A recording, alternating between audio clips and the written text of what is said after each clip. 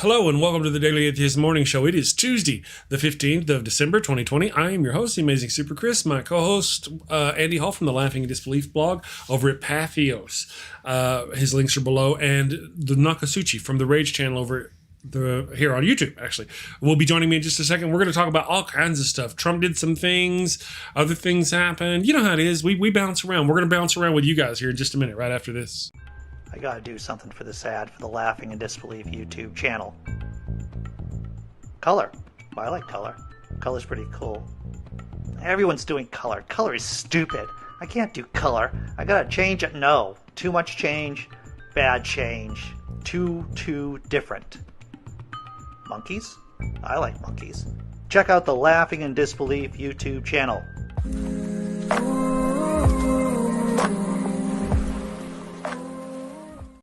All right. Good morning, everybody. Thank you for joining us. We got the Rage with us this morning. Nokasuchi and Andy Hall. How are you guys doing this morning? Andy, how are you doing? Angry. Nothing Nothing but anger. Okay. To paraphrase that, the French military officer in Henry V, and I forget his proper title, but I will remember it probably in 5 minutes. But continue. Okay. Nothing but anger. Awesome. Okay, we'll put a pin in that and get back to it. Andy's going through menopause. Nokasuchi, how are you doing this morning? Oh, pretty good. I'm waking up and yeah, all that good stuff. Sorry, go ahead. I'm just waking up. I had my debate yesterday, so it's kind of in that pre-debate or post-debate hangover mode. So yeah, gotcha. I'm getting there. Gotcha. You'll be awake here shortly, installing Java. Well, before we get too far along, I want to say hello to everybody. Thank you all for joining us. All you wonderful people. The Constable of France, upon seeing the destruction of the French forces and the Battle of Agincourt, said, "Shame, shame, nothing but shame." That was the quote I was playing off of. So that was my Shakespeare reference. And yes, I did have to Google it. Okay, and so good morning to everybody. Thank you to Andy for getting his Shakespeare quote. Love me some Shakespeare. Good morning to everybody in the damn nation, all you people on Facebook, YouTube, Twitch, Twitter, the Daily Atheist Morning Show, Podcast Live, and the TrumpFamilyTreason.com website. You know, the last couple of days I have not put the proper links over there. I've just been busy, but I'm going to fix that to where they'll be taken care of. Anyway, so good morning to everybody. Thank you all for joining us. We got lots of subjects to talk about this morning. Where do you want to start, Andy? Super Andy, you're passionate. You want to go back to your pen? Talk about your anger vent for us. So I don't even know if we should talk about the downfall of the Republic or the fact that we may be just like a hair's breadth from the downfall of the Republic. Or we should talk about the siege of the city of Tyre. To tell you the truth, what do you think, Rage? Yeah, well, I think that they correlate. All right. Let's talk about the reason why I mentioned the siege of the city of Tyre is because I watched Rage's debate yesterday. Who was it that with, Rage? CJ Cox. He's the synagogue here on YouTube. And I thought it was an interesting debate. I thought I think you did very well, Mr. Rage. Oh, thank you. And you had some slides. You had a slideshow. You said you had some visual aids there. And I always like having a good slide, a couple of slides to look at geography. And it was an interesting. Now, I don't want to riff on the guy who isn't even here to defend himself, but that is the easiest person to riff on when you're not around to defend. But there was constantly changing goalposts, and I would say even a willful decisions at times to say, no, the text didn't really mean that. It means something else that no one else agrees with. So please explain what happened. Well, yeah, and there's a couple arguments that Christian apologists will take to tackle the problem of Tyre, and the problem of Tyre is a real hermeneutical problem for Christianity. If you maintain that your Bible is the infallible word of God, and you maintain that your God is able to touch the world with supernatural abilities, like through prophecy, and you're going to maintain that these prophecies get fulfilled, and that's proof of God's omnipower, well, then those prophecies need to be filled. And with the prophecy of Tyre, we have a pure and obvious case that the prophecy wasn't. Even biblical, there I go again, Andy. I'm about to say all of biblical scholarship, but the biblical scholarship that focuses on this area of time would all agree Ezekiel got it wrong here, right? Like, he was clearly talking about Nebuchadnezzar. When you're dealing with prophecies, there's this thing called agents, and if you name an agent, that implies a sole agent, not other agents. All of these things. So we know that Ezekiel was prophesying that Nebuchadnezzar was going to not only take Tyre, but to bring it to the ground, flatten it. There was going to be nothing left. Very clear about history's not even going to remember Tyre. And one of the points that I should have made yesterday that I really didn't have to make was the fact that we're sitting here talking about Tyre means the prophecy wasn't fulfilled, right? So they have to stretch their imaginations and put in theological arguments, as Andy was saying. They have to put in a lot to the text to get to where they're going. So the text says many nations. We know Nebuchadnezzar had many nations in his army. That's what it's referring to. No, you're going to say that means every nation that's going to attack Tyre until somebody eventually does what Ezekiel says. That's not how prophecy works. I'm sorry. You don't get to claim supernatural, anything supernatural, if that's how you're going to go about it. And then you look at Alexander the Great, and he didn't fulfill the prophecy of Tyre anyway, so it's a moot point. But right, Alexander the Great did conquer the city, but he did not level it. Yeah, he didn't level it. The city was still there, I allowed him to make me think that I was wrong about Alexander the Great not leveling the city, but I wasn't. Alexander definitely didn't level the city. He did breach the walls. He did murder the inhabitants, but he never leveled the city. In fact, the city was still there. He rebuilt what he had destroyed. Did make it a Greek province for a while. But it was still Tyre. Tyre's still there today. We're still talking about it today. We still know about that ancient culture that was supposedly destroyed that we would never know about. These prophecies aren't fulfilled. So, and as Dr. Josh pointed out in the after show, I thought pretty brilliantly, it's not like this even disproves your God. This just proves the veracity of Ezekiel, right? So, my point is, it proves that this Bible is indeed fallible. It's not Well, perfect. it doesn't disprove the God, but it does disprove the idea that every single letter, every single word, every single phrase, sentence, paragraph, whatever, is undeniably "quote unquote" true.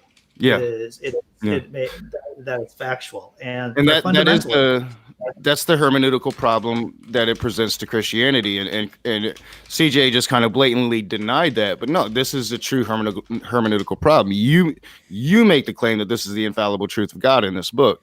Well, here we have an obvious part, and there's many other parts that we could talk about. The Exodus, sure. We know that the Exodus didn't happen as it's described in the Bible, all of that. But here we have a clear and obvious, this did not happen like this prophet said it would. Explain that. And when they go to explain it, they have to make theological conclusions. They have to put stuff into the Bible to make it say what they want it to say. Right. So, well, like I said, job well done. I saw a little bit of the after party. I didn't see a whole lot, but I learned stuff. And that's always a good thing. Yeah. And I, everything was civil from what I saw. Yeah. It never got heated. Never. Yeah. That's refreshing. Yeah. I appreciate it. I think like it was pretty good. Like there was parts that I feel like I could have done better. I feel like, I rushed through my opening a little bit too much because you're trying to cram it down to 11 minutes. I had started at 16 minutes. I got it down to 11, but then I rushed through it so fast, I gave myself an extra minute. And I'm like, how did that happen? So, but other than that, I thought it went pretty well. Well, the person that you were debating, what was his name again for the last time? I'm sorry. CJ Cox, the synagogue. CJ Cox. He had a very Ben Shapiro way about talking. He liked to kind of like just speak really rapidly. Mm. Yeah, and he's long-winded, and he knows it, and he admits it. And I'll people speak to my patience, so and then I have to remind them I only have patience sometimes. It depends on who I'm talking to. So, right. But yeah, sometimes you have to, and you have to allow them to expound their points because, in my opinion, and he thinks he did really well, but in my opinion, the longer I let him talk, the more he hung himself out to dry. So it was pretty easy on my part, I thought. Yeah. No, once again, job well done. All right. So now we got the city tire. I suppose we should all be, celebrating that Donald Trump lost the vote in the Electoral College because it was a serious issue. Well, and he's already he's went against his word. He said that imagine that, but he said, if the Electoral College votes for Biden, it's over, and I'm gonna leave. And now he's like, nah. No, that's not going to happen. I could have swore he said something to that effect. Did he not? That he was going to leave. Well, yeah, he did. But from what I'm seeing now, the strategy moving forward is they're going to take the Texas lawsuit, and they're just going to make political commercials and put them in every state trying to incite violence, I guess. I don't know. Well, there's on January 6th, because remember, everyone, even though the Electoral College vote is in, Congress still has to certify it. And it isn't just the House of Reps. It's the Senate, too, has to certify the Electoral College votes from all 50 states. So there's going to be drama. There's going to be drama on January 6th. You could easily have... Now, we know that the House is going to vote to certify the vote, basically, and have Biden accepted as the real president-elect. What will happen in the Senate? Yeah, I've heard that there's going to be Republican senators who vote with the Democrats in certifying the vote. But there's a realistic question of what would happen if they don't. You need maybe 4 Republican senators to cross the aisle, 5 senators to cross to certify that vote. And even if it works this time, smoothly, now, I think there's going to be some bumps in the road. But even if it works out relatively well this time, this sets up a whole other doomsday situation that we could easily go back to in 4 years or 8 years or 12 years. Right. And that's what I'm worried about. I have your video, the Trump loses again shorts, queued up. Okay, Andy, would you like to watch that? You want me to show that to the peeps? Yeah. Okay. Sure. So here we go. Assuming everything works correctly, everybody should be able to see and hear.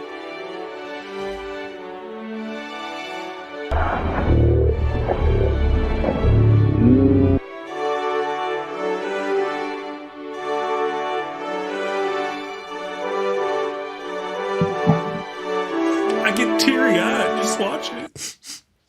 Sorry. Yeah. I get all misty. I may have to take. I mean, this is a Groundhog's Day that I can deal with, right? Like watching Trump lose every day, man. That's just it makes my morning over and over again. Yeah. Huh? It's just that one morning you wake up and he didn't. Yeah, that's the scary thing. That's the problem. Yeah.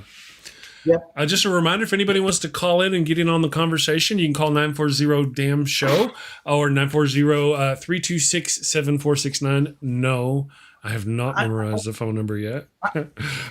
No, neither have I. But I just want to show the breadth of what we're willing to talk about here on this show. Not only we're talking about the siege of Tyre, but we're talking about the intricacies of certifying the vote of the Electoral College. So we're willing to take on a lot of questions, right. Or at least hearing what people have to say. Right.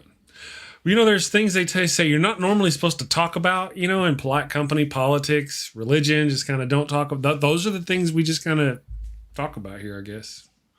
Yeah. Yeah, so I haven't seen this. Stupid Horror Energy is saying, I guess yesterday in Michigan, some Republicans tried to vote in the Electoral College. Hey, check this out.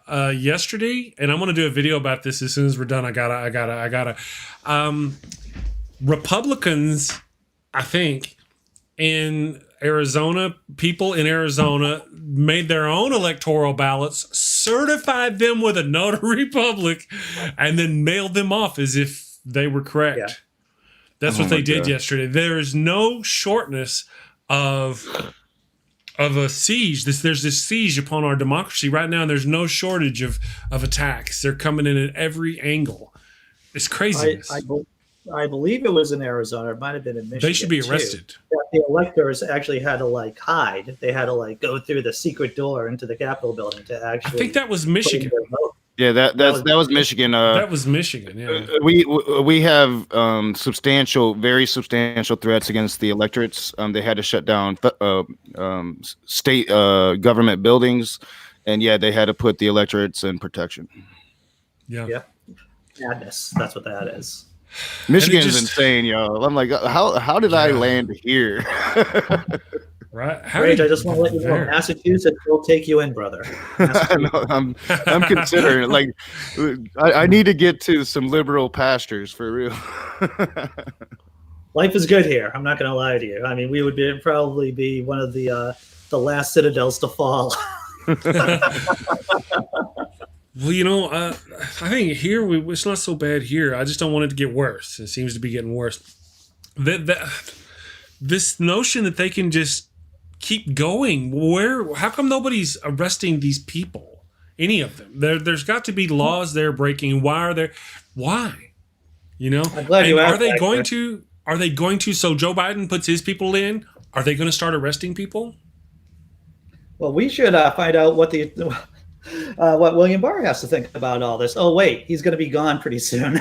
Yeah, I'm hearing by Christmas he's got 9 days. Yeah, he turned in his resignation yesterday. Now we've talked about this on the show. I like to say that we talked about this on the show. What happens is Trump going to?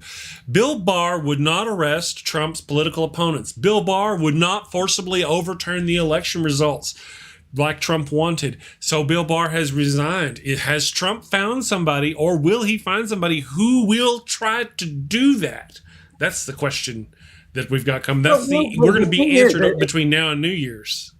Well, what Trump does, part of the Trump playbook, is that he just cycles through people until he finds someone who's willing to do exactly what he wants them to do when he wants them to do it. That's right. That's part of the Trump strategy right there. Yes, that's the question. Well, and I definitely as much as I wanted to say it, I was hoping Bill Barr would have held out until January, until the takeover, the government exchange. But just because here he has proven relatively sane, like he's like, hey, I'm willing to break the law, but I'm not willing to break the law in any way that's going to be like coming back on me and put me in jail, but yeah. So here we had somebody willing to kind of like fight against Trump on this issue. And that's probably why Joe Biden has stayed free up to this point. At least Hunter Biden. Hunter Biden. Yeah. Right. Well, there's been this conversation going on, and the president, there'll be this guy will come in and he'll sit down in the chair, and the president will go, okay, I want to arrest my political opponents and I want to overthrow this election. Are you willing to do this if I put you in the place of Bill Barr? And that person says yes or no. And if he says no, then he's out the door. And there was that cycle of people until he found one willing, or he may still be going through that cycle of people now until he finds one who's willing to do that. I've predicted it. We'll see what happens between now and the end of the year. Yeah, well, I mean, if it's going to happen, it's going to happen really soon. He's got a month, so yeah. But Chris, did you predict Alexander the Great capturing the city of Tyre? I'm sorry, that was a callback. No, wait. As a matter of fact, I did not predict it. I predicted it. I was right, and then I lied about it. Wait. Where were we? It was that he leveled the city, and it would never be heard from again. Yeah.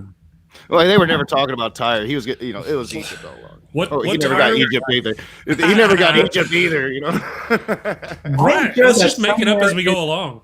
The Christian Standard. That Donald J. Trump partially thinks that he lost the election partially because of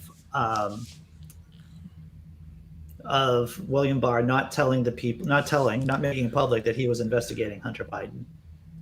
And he kept it under wraps until after the election.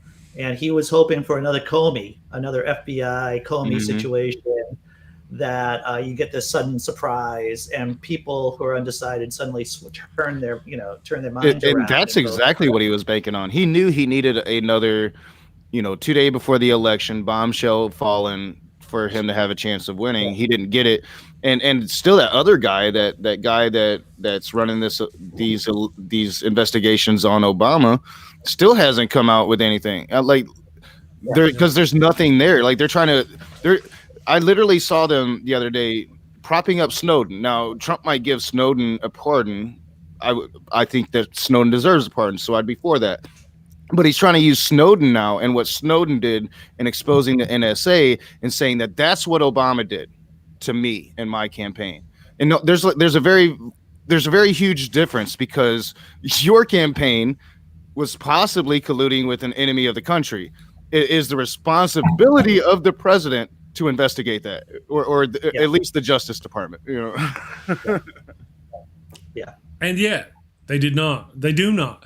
I made a video about these politicians being above the law. We've got to stop with this above the law for these politicians. Why is that a bad thing? Can you give me a reason why a politician being above the law? Now, can I put a delineator here? Let me do a delineator. Oh, please delineate. I'm going to delineate right here in front of God and everybody. Okay, so here's the difference though. A president should be held accountable to his policies and such, which hurt his own people.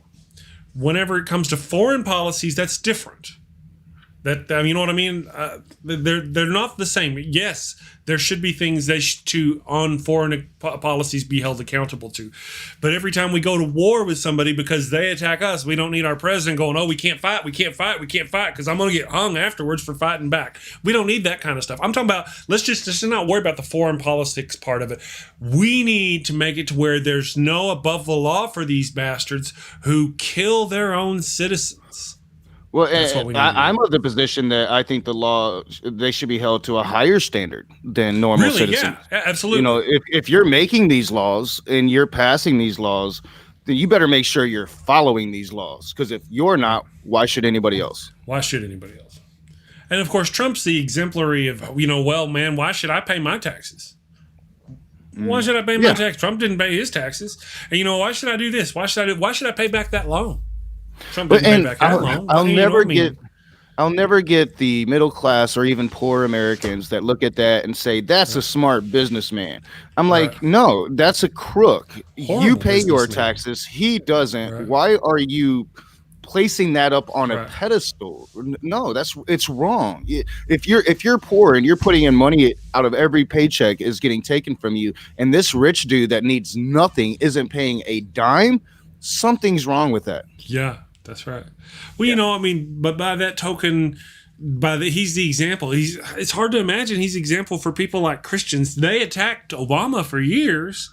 They love Trump, but Obama was married to Michelle his whole life. They had 2 children. There were no scandals. There were no this. There were no that. Trump's been married to 3 different women with 5 different kids, and had an affair with his second wife whenever he was still married to his first wife, and then he had an affair with his third wife while he was still married to his second wife, and then he had an affair with his porn star while his wife was still 4 months. His child, I think, 4 months. Barron Trump was 4 months old still when he was betting a porn star. And yet this is the Christian leader. This is the guy who they believe they chose him over Obama because the color of his skin. And with Obama, they called him a Muslim, the creator of ISIS. In the same breath, they talked about Reverend Wright, the Christian pastor who they didn't like. I want to touch on this whole idea about people being above the law. And the reason why right now we have people above the law is that we have this kind of warped system, this warped system, and I want to talk a little bit about that. And part of it is, and this is one of the things I like to touch on, is the imperial presidency and how the imperial presidency warps the system, so that you can always make the argument that there's always been some people above the law. They've been people within certain boundaries, right? Mm-hmm. Because of just how wealth works in this country. But now, in this system that we have here, because we have this super powerful presidency, it just warps the entire system so that even more people now are above the law, and people can just say, I'm breaking the law, and there's nothing you can do about it. The forefathers intended for the president to be handcuffed, to never be a king for 4 to 8 years. Mm-hmm. That we never wanted another king, and that's what we have. I have another video for the people. I do want to point out that when I do look at news sources, I do go to Reason magazine. It's a big L libertarian periodical. And they wrote this interesting piece called Thoughts on the National Constitution Center's Constitution Drafting Project. Before you go through all that, because right there, let me show this other commercial real quick, and then we'll go, because we're here on this topic. Is one this idea that the president is above the law needs to go. It's not like our dictator-in-chief is just a little above the law. It's not like he just scammed charities out of money, or that he just scammed students with his fake university, or that he just paid off a porn star for sex with campaign funds. No, this president is way, way, way above the law. He has been openly holding super spreader events for months, and then he went on to literally hobble the CDC in his attempt to further the spread of this plague among his own people. Was this enough? No. The deaths of hundreds of thousands of Americans wasn't enough for someone to drag his ass out of office. And now he's gone on to try to completely and publicly undermine our elections and overthrow our democracy, blatantly trying to use legal trickery in a coup attempt so obvious it's shameful. Openly, and yet he's still there. Why? This above the law for politicians crap needs to end, and they need to start being held accountable for what they do while in office. Dragging a few of them out in handcuffs while still in office would go a long way to send the right message. Okay, so I just, before we strayed too far along from that topic, I wanted to hit that. Thank you. So there were 3 groups were asked to hypothetically rewrite the Constitution. So you had a big L libertarian group, you had a conservative group, and you had a progressive group. Basically saying, hey, how are you going to, what changes would you like to make to the Constitution? And I know Rage has talked about making amendments or changing the Constitution with a constitutional convention. And so you would think that these 3 groups, the conservatives, the big L libertarians, and the progressives, would not agree on anything if they were going to rewrite the Constitution. You're wrong. They all agree on one thing. And what is that one thing? All 3 teams agree on the need to limit presidential power, explicitly allow presidential impeachments for non-criminal behavior, and strengthen Congress's oversight powers of the president. This is something that we know. It is just a lack of political will to act into it.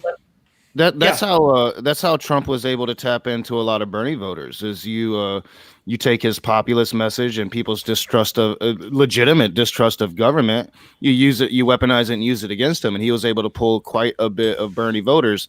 And that's why Joe Biden was so overwhelming this time. Is fool me once, shame on you. Fool me twice, shame on me. That famous George Bush quote. They weren't going to be fooled twice, and most progressives that swallowed vomit when they thought about Joe Biden did it as they voted for him this time. So, yeah. And I think that is the issue that we can all come. I think that's the one issue that populism issue is the one thing that all sides can pretty much agree on right now. None of us trust the government. We argue about what the government should be doing, but none of us trust the government. Right. Yeah. Well, go ahead, Chris. Well, I was just going to say, my level of trust or distrust for the government has varied over time. I used to have a certain thought of the government as like being this institution, this thing, but over the last few years, it's been eroded and corrupted. No, I wouldn't trust the government hardly at all. I mean, the things like the CDC, you can't go to the CDC's website and get reliable information like you should. You can you? You don't know, because the Trump administration has been reaching in, has people going into the CDC website and changing the information and putting false information on the website. So you can't trust it anymore. You can't trust anything that has the far right has control of. Nothing. When I was a part of the flock, when I was a sheep, and before I opened my eyes and I started actually reading and looking at what the government did, mainly during the George Bush era, because I think he woke up a lot of us to like what government was doing. I thought we lived in the greatest country in the world, and that we were the beacon of everything that was right and good, right? You have that notion, and then you start looking at it, and the disillusionment that comes along with it can't be dismissed. But eventually, you get to a place, I think, that you're just looking at it accurately, and that's the place you should be at. If you want to fix the country, you can't be looking at it through rosy-tinted goggles. You got to see it for what it really is. Unfortunately, a lot of people still think they walk through life and they're like, "Hey, we're the greatest." And you can't tell them otherwise. Well, I always, whenever I see someone or encounter someone who says that, it's like, what does that mean? I don't know what that means. So, I mean, and where is that list so I can go see it? Because all the lists that I see have us right around 25, 30 on the rankings when it comes to a lot of these things, so there may be social situations where I can't be that bold, but usually I do the skeptical look. And if you've been watching this show at all, you've seen me do my skeptical look a number of times, where it's like, should I really call the bullshit out now? I don't know. It doesn't happen that often here. John commented on a couple of the looks that you were giving Richard yesterday. Hey, yeah. I mean, Richard and Andy, sitting in a tree. Yeah, well, if you haven't ever heard Richard, the first time I heard Richard, I was making those same looks. I'm like, huh? But this actually wasn't the first time that Andy had heard Richard. It's just it never gets better. Yeah. Andy's aneurysm comes closer to the surface every time. Well, like a lot of skeptics, I have a limit. I have a limit, and before I start asking questions. I was getting close to that. I was just ready to pop, but he's a good guy. He has a good heart. Oh, dude, I never get tired of talking to him, man. Like, he is the one Christian I can never get tired of. And I say Christian, but we all know he's not really a Christian. But I could talk to him forever, and I feel like I still won't understand everything. Yeah, that's part of my deal too. Whenever I talk to him, I ask these questions to try to gain an understanding of what he believes. I know what Christians believe. I try to gain. Unfortunately, during the show, like yesterday's show, I'm so busy running the show and looking at this and looking at that. I ask a question, and then my squirrel. So I look up and he stopped talking. I'm like, oh, next question. Yeah, I've always had that issue, and now now that the productions are even more advanced, it's like even worse, and I feel bad for the chats sometimes. I sometimes I feel like, hey, I just need to do a stream to where I'm just talking to the chat and interacting with them, because I can't pay attention to it. I can't. It's one thing that can't be there, and I can't register it. I'll say it. I've said it before, and I'll say it again. If Sam Harris cannot manage handling a difficult person he's having a conversation with, while still maintaining some kind of showmanship quality so that people still want to listen, if he can't do that, what are the chances of a schmuck like me being able to work work the chat, have an intelligent conversation, think about what I'm going to say next, really the other person says, and try to do this all while being funny at the same time. And to tell you the truth, if one of those things are going to fail, it's going to be me interacting with the chat. In fact, you can see it when I have these conversations, these deep dive conversations I have with people. It's like I really have to drill down and focus for like maybe 20 minutes to understand what they're telling me. And then I'll get to the chat. And I know, like, if I'm just producing and I'm not actually part of the conversation, it's so much easier, and I can interact and I can be part of that chat. But if that doesn't happen often, and usually I'm trying to do 5 things at once. Chris, I know you feel it. you understand what I'm putting down. Oh yeah. If anybody knew if you've seen the videos I make about all the monitors I got in front of me and everything, it's a relief whenever I can hit this little button and it's just Andy and somebody else up there talking, and I'm just sitting here looking. But that doesn't happen often. It's my show, I guess. I got to be here. People show up, they're like, "Where's Chris?" If I'm not here, it's like minutes, and people are like, "Hey, where's Chris?" So, yeah. I don't understand why people want to see you either, Chris, but they do. I know. The Rogaine isn't even working anymore. I'm gonna be like Steve Smith. I'm gonna go ahead. I don't know if you guys have seen this commercial on TV. Before we get to the American Atheist. Yes, we're fixing to get there. Yes, but there is this laser hat that is supposedly able to grow hair. Have you seen that? Yeah. It's like lasers in here, and you put it on your hat, on your head, and it's supposed to regrow hair. Yeah, I find that fascinating. Fascinating. As my hairline, I didn't see that, but I need that. No, well, as my hairline gets further away from my eyebrows, I have researched some of those things. It's just, I don't know. Some things like work. I use a little pill. I don't care though. Beyond that, I'm not going to do all of them. I can go get the minoxidil, and I can get this, and I can get a yogi to pray over it. I can do all those things. The best I'm going to do is take a pill a day.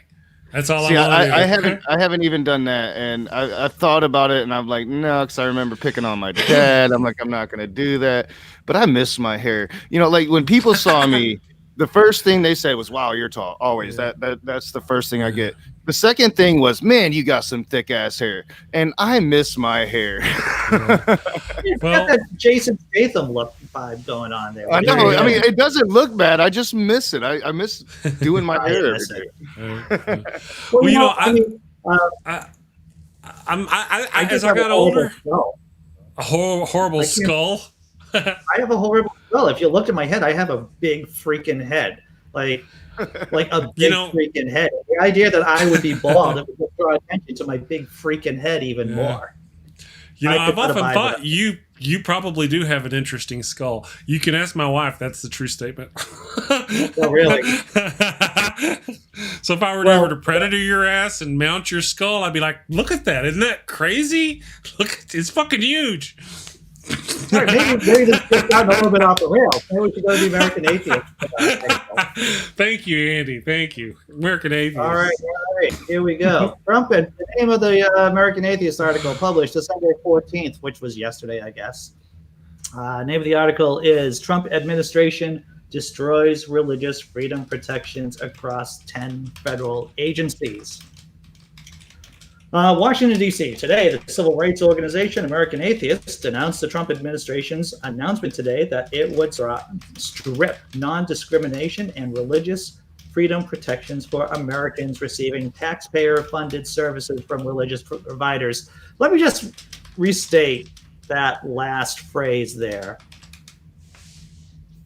taxpayer-funded services from religious providers. What kind of bizarro world, third world nation do we live in that there are taxpayer-funded services?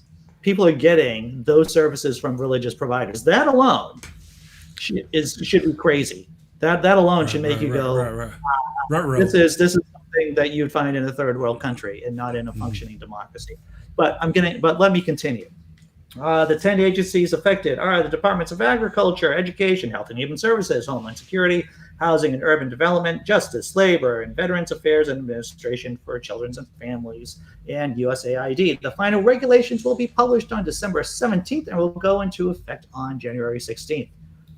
Religious Freedom Day.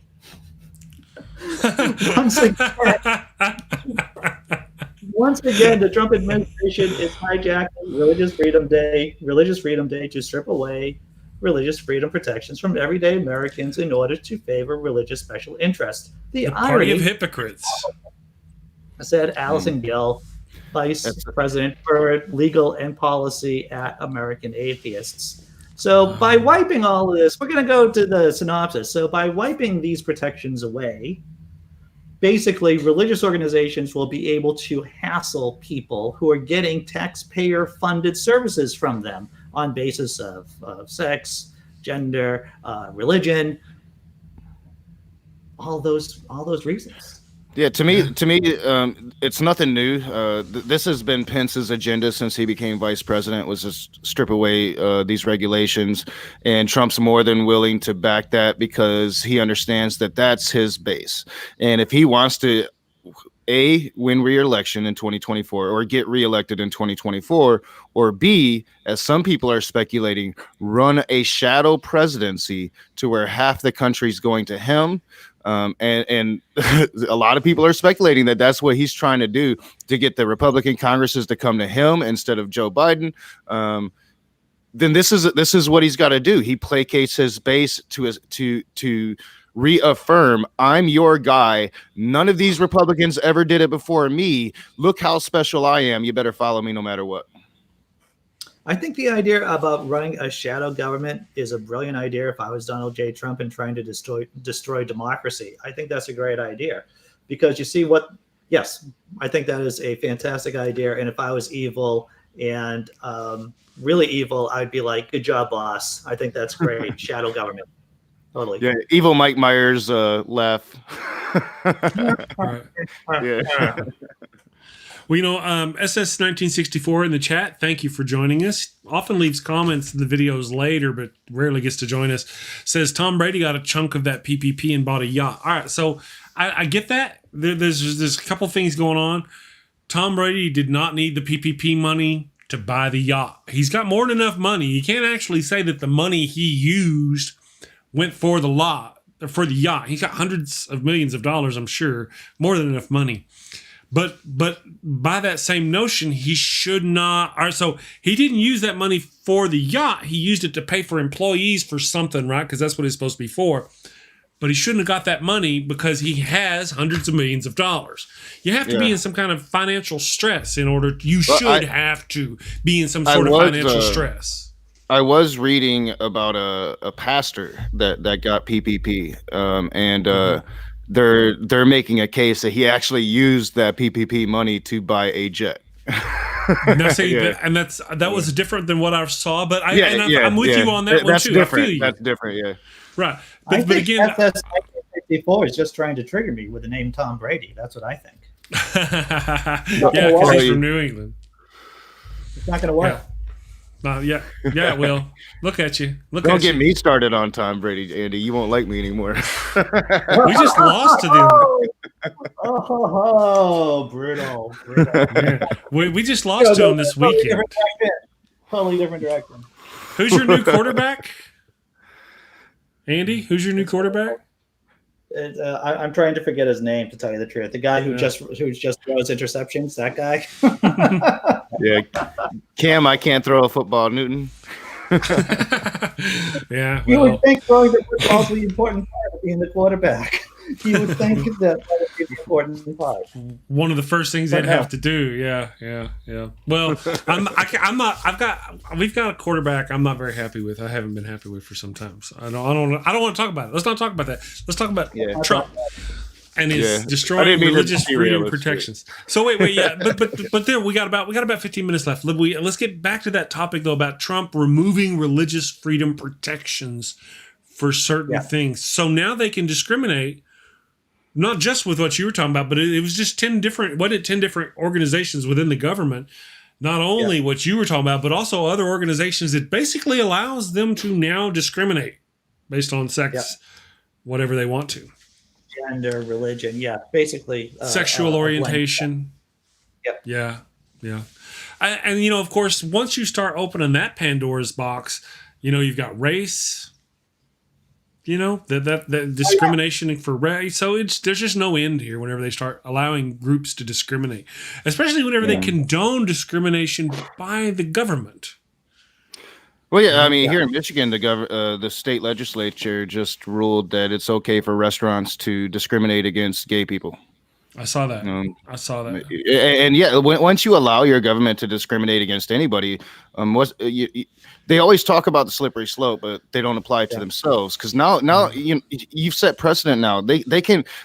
What if an atheist government takes over and now we have precedents? We can say nope, you're not allowed in our restaurant, Christian.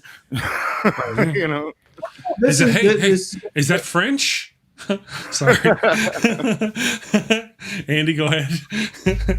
So there are so many arguments that show why people vote against their own best interest. There's this naivete amongst certain people to think that, well, people aren't going to run businesses that specifically are there not to make as much money as possible, right? There's this idea that we have these platonic forms of businesses that aren't run by real flesh and blood people with their own prejudices. And there's this assumption that capitalism is just going to erase race tribalism, that it's going to erase racism, because people want to make, if you're running a restaurant, you don't care where you get your money from. You don't care if the customer is black or gay or whatever. And here's the reasoning. And it's so false. It's not just a false, just look at the data. It might be logically coherent, but it's false. It just doesn't work in real life. Yeah, I mean, people's hatreds often override reason. So yeah, for those who are unaware, there should be a subtitle: United States of America, the country of oppression, or the country of these other things that we do. We've been segregating people and oppressing people, and what's that word I'm looking for, Andy? Where we were just talking about it. Oh, the word escapes me. Repression. Where they religious freedom? Where they overdo anyway? Freedom. Yeah, hypocrisy, maybe the country of hypocrisy. Remember whenever this land is for everybody to be free. Except for where we own slaves. Right from the beginning, our country has lied about those things, about equality, about racial equality, about male-female equality. And you didn't even talk about sexual equality as far as gay people and trans people and stuff like that for the first 200 years of this country at all. It didn't come up. Yeah, I mean, we just started recently talking about it. It's and they definitely want to take us back. Discrimination. The country of discrimination. Discrimination. We're definitely the land of the bigots, and even a lot of Americans that don't consider themselves to be bigots just don't see their bigotries. I've had those conversations about throwing children on the southern borders, and they justify it, and they don't think that they're bigoted. They don't think it comes from a place of bigotry, but it does. It comes from a place of fear. You fear that these immigrants are going to take your jobs instead of being outraged at the business owners taking advantage of you and these immigrants. So they place their anger on the wrong people, and that's fundamentally what's wrong with this country. It's sad to see, and I don't blame them because they don't understand it. You just try to show them, and often make yourself the bad guy as you do it. Yeah, and this is the problem with a lot of Democrats too. And this is what I say is a lot of problem with atheists. Is that many atheists feel very uncomfortable with strong emotions. or expressing strong emotions. And I think that is one of the main reasons that really holds us back as a community. I mean, sure, there are people like us who are on YouTube, talking heads. But when you get out and you start talking to everyday atheists, they don't want to make any waves. They don't want to cause any trouble. They don't want to be. They don't want their places in society jeopardized. And if you bring attention to it, maybe people will start looking at them or I've talked about this on my channel quite a lot. I know a lot about 3 or 4 atheists here in my town that they're atheists, but they don't talk about it, and they don't like me talking about it, and they don't want to be associated with me talking about it because they're football coaches, or one of them's a firefighter, and they don't want to lose that standing in their society, that place. They don't want people to start questioning them and their place in society. So I'm going to ask you a moral question, Rach, and this is interesting. Is that for the greater good, is it worth outing closeted atheists? No, I don't think so. I understand why they're doing what they're doing. I think what we need to do is create an atmosphere for them to be comfortable to be who they are. It's a sad thing that a lot of us, for whatever reason, have to hide who we truly are. That if we're gay, we can't be gay. If we're an atheist, we can't come out and be an atheist, or if we're non-binary, or if we're trans, whatever the thing is, in the land of the free, home of the brave, and in the land of equality, that shouldn't even be an issue. That shouldn't even be an issue. I'm going to keep asking complicated and awkward questions because that's what I do. Is it okay to out a closeted atheist if they are in a position of power, if they are comfortable financially? Why? Can I ask why? I mean, maybe this atheist doesn't want his mom to know. No. I want to hone in on this question. Do not distract me.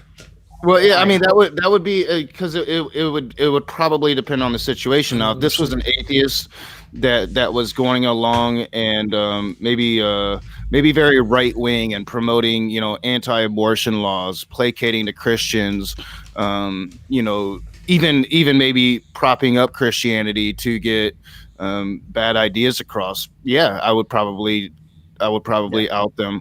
But I don't know. I'm very strong against doxing of anybody outside of people like, if you're a neo-Nazi and you're in a position of authority, if you're a teacher, if you're a doctor, if you're a police officer, I think those people need to be outed. And I think Antifa does really good work when it comes to that. But generally just normal people, unless they're in a position of power, I'd probably say no. Why? So I'm curious. So not in a blunt. Because usually people in positions of power, they're wielding that power in a corrupt way. So if like again, if you're an atheist, but you're propping up Christianity to take away the rights of women, then yeah, I think we should probably, hey, Christians, look, this guy, he don't believe in what you believe in. He's just using you. No, I didn't mean why your answer. I meant why his question. Why the question? Did you suddenly dox somebody? Are you threatening to dox? Why Andy is asking the question? Well, my question was based on whether or not there is a greater societal good with having more people who are atheists out in the open, as against, and if there are people out there who are financially safe, let's say, and secure, and they are hiding from being atheists, then is there a greater societal good with saying, hey, this guy, this woman, this person over here is an atheist, in order to lower the stigma of atheists in general? No, it's because then I think that you turn a lot of atheists against. I would think so too. The movement, or at least against normalizing it, and you poison the well essentially. I make a call. I think that if you are in a position to where you can come out as an atheist, you should. That's what I think. That's what I think. But I will say this: say that people who are morally weak and will not do it, though it will help the rest of us. Well, I would agree with that. Yeah. I say no. I mean, what if we just don't know why they're doing it? You can't really say why they're doing it, and just to start. What's that? No, that's a good point, Chris. That's a good point. And that's why I'm like, if you're in a position to do so, right. I think that it would definitely help even the scales when it comes to like just the lobbying power of Christianity. But I a agree lot with of people Andy. just aren't in a position to do so. Like Right. if you come out as atheist and you're beholden to a landlord, for instance, that's deeply religious, you could be out on the streets. So I mean, there's I think the issue here is how society still views us, and hopefully we can carry on these conversations and at least normalize, hey, we're not the demons you think we are. You know, we're not the bad seeds of society. In fact, if you look at prisons, we're not in prison at all, right? Well, I think Andy's right, and that society needs to normalize it. Hold on. Society needs to normalize it. I get that. That's one topic. That's a topic over here, and there are ways to normalize it by creating messages and stuff like that. A completely separate topic is doxing people. It's completely separate. To relate them is I could see how you might relate them. You might want to relate them, but they're not related. You can have the yes, it's better for society to have atheists as being a normal thing and have programs and stuff to normalize the notion of atheism. To publicly dox people, that's a completely separate thing. It's not required for the first thing. It doesn't benefit the first thing. It could get somebody killed. Yeah, and I think it would fundamentally harm the cause of normalizing atheism because. But let Andy answer. Yeah. This is about Andy. I am curious whether or not, if let's say there was a Catholic priest, and not like a garden variety Catholic priest who holds the basic dogmas of the church and supports a international pedophile organization, if you found out and had evidence, let's say, of him talking that he was actually an atheist and that he doesn't believe in any of it, would you release it to the public? I think that's kind of a different thing. No, I'm asking, but this is my question, and because if you had a button that would say that. Now, but you're going to go subjectively from person to person. Are you going to have a council who decides which person's sins against their? I'm just saying I would. I would hit that button. I was just kind of curious why. I would take my testicles actually, if I wouldn't bruise them, and hit that button too. If there was a Catholic priest I knew was an atheist, and if I had evidence to show that he was an atheist, and if he supports the criminal enterprise of the Catholic Church, I would hit that button. I would hit it a million times. So, but now you've got the guy who owns the local car lot. He's an atheist. He runs his local pastor thing. He does these other things. He's trying to run for office, but he's a secret atheist. And by your same notion, you're not giving anything. It's just your subjective morality that keeps you and goes from outing him. And the same thing about should you out a public official? Us atheists who go up to public officials and go, "Hey, are you going to support atheists?" And you're trying to force them to say you're trying to force them to hurt themselves by saying they're going to help atheists, even if they were willing to, by forcing them to out themselves. I mean, it's just your subjectivity as to who deserves to be outed at first. Now, if you'd have hit me with that thing in the beginning, hey, if there's this priest who's doing this thing, well, that's one thing, because this is directly related to atheism, directly. Mm-hmm. But a car salesman or a movie star or a doctor or a politician, not the same. So, and then the reason why I was curious is because you were going after Nokasuchi so hard about it. And I was like, why? I just wanted to know why. I mean, he just happened to be the one foolish enough to be talking to me at that particular time. Yeah, so I was just kind of curious why you were so passionate about it. What was going on? And I'm not gonna lie. Like, I've thought about it. Like I said, I know a couple people. It would help my cause if they stepped in with my family, right? Like, hey, you guys don't believe either. Why don't you defend me here and help and show the family, hey, I'm not alone. I'm not this little black sheep that came to these crazy conclusions nobody else in the family came to. That would go a long way. But I do understand why they don't do that, right? Like, I understand it fundamentally, and I don't hold it against them. Yeah. Well, I technically agree with Andy's points. And I just want to say that in general, yeah, I mean, I would definitely, I would go out and dox someone who was like a Catholic priest under those very narrow circumstances. But in general, I definitely would not go. I'm not a big doxing advocate just to dox people. Gotcha. But I thought it was an interesting thought experiment and something to chat about. It is passionately, that's for sure. It's a good question, especially whenever you start applying subjectivity to it. Who do we dox and who do we not dox based on our own morals? If we're on the other side of the fence and we're a Christian, we're going, well, let's not dox the pastor. Let's go dox that car salesman so he doesn't get in office and fake people into thinking he's a Christian when he's really not. It's just subjective. morality can be a dirty thing. It's like those trolley experiments. Dirty right? whore. It can be messy and about getting your hands dirty. People can appreciate something philosophically, but when it actually comes to pulling the trigger, it's something different. True. I know, like a lot of people don't agree because I'm generally against doxing. I don't believe in it, but like I have expressed support for elements of Antifa that does it in very specific circumstances. But that's a complete. I'm not trying to conflate the two at all. But I do think that these conversations have to be had, because if you're not talking about them, and people aren't putting out their positions or expressing why, hey, this doxing somebody that's living their life is just wrong, and this is how it can affect their life. If people aren't talking about it, then it's easier for somebody that's not informed or somebody that might have a mental illness to just take a leap and do something that's going to put somebody's life in danger. Yeah. Anyway, it's good topic, Andy. Good topic. Man, look at you go. All right, guys, I'm going to wrap it up. Andy, you got anything going on today? I'm going to be dropping another short. I'm going to be going on Nock's channel, just as a visitor. The Nock? About Matt Powell's crazy creationist, anti-atheist movie. I saw a bit of it already this morning, and it's like, wow, that's just a sack of wet, angry squirrels. That's what that is, logically speaking. So I guess that's at noon-time, right? Yep. We start at noon on there. Yep.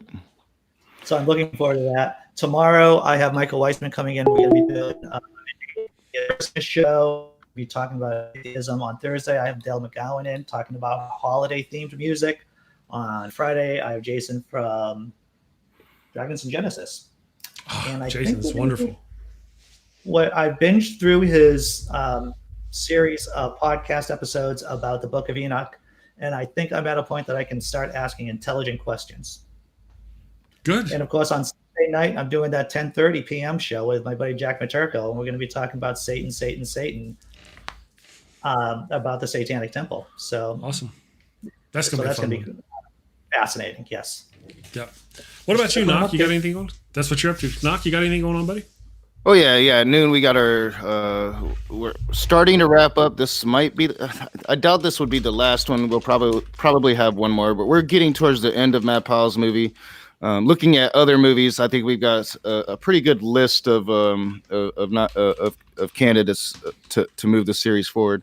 But yeah, outside of that, I don't think we've got anything else going on in the immediate future. Usually, we will probably have our open room tomorrow night, but I won't be there until the very end of it if it goes on, because I'm working. So yeah, I'm that's it. Matt Powell, Cupcake, awesome. Always love those. Good deal. I'm going to be dropping shorts like Andy and building my channels and doing stuff. So other than that, I'm off to save the world. Thank you guys for joining me. Thank you to everybody in the damn nation, all you wonderful people in the chat, YouTube, Facebook, Twitch, Twitter, all you wonderful people. We will see you tomorrow. Have a great day. Here's Andy's commercial from his Laughing in Disbelief channel. I got to do something for this ad for the Laughing in Disbelief YouTube channel. Color. Well, I like color. Color's pretty cool. Everyone's doing color. Color is stupid. I can't do color. I gotta change it. No. Too much change. Bad change. Too different. Monkeys? I like monkeys. Check out the Laughing in Disbelief YouTube channel. Thank you for watching the show. A special shout out to my gold level Patreon supporters, Cindy Plaza and Ian Davenport. Thank you and have a great day.